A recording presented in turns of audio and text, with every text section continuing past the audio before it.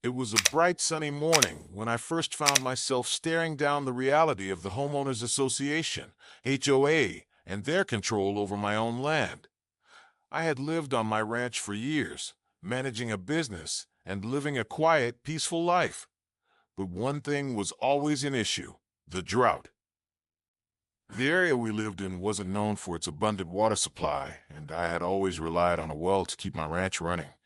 I decided to dig a new well. The old one wasn't enough anymore. My plan was simple: dig, find fresh water, and keep my farm alive. After all, it was my land, my water, my choice, right?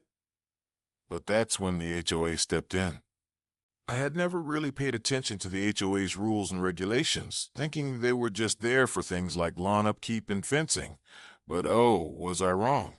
One morning I got a letter from them saying, "You are not allowed to dig a well on your own property." I thought it was a joke at first. How could they stop me from doing something that was essential for my livelihood? I called them to ask why. The response was ridiculous. They claimed I needed to submit plans for approval and comply with regulations that had nothing to do with my property's well-being. Apparently, some bureaucrat sitting miles away had decided that the HOA had the right to control my water source, and if I didn't comply, they'd fine me and take legal action. I was furious. I had been paying taxes on this land for years, and now I couldn't even use the resources beneath my feet without permission.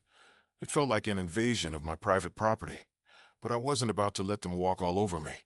So I decided to take matters into my own hands. If they were going to stop me from getting water for my ranch, I was going to make sure they felt the impact too.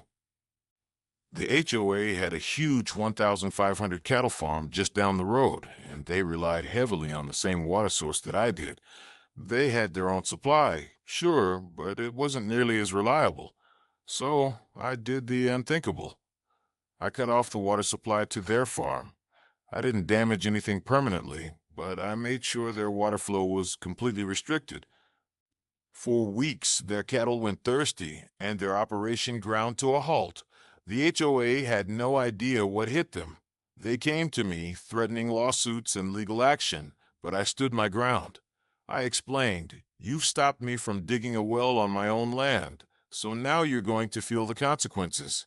You can't control the water here without consequences." I'll never forget the look on their faces. It wasn't just about the water. It was about power and control. They thought they could dictate what I could and couldn't do with my land, but in the end, they learned a valuable lesson.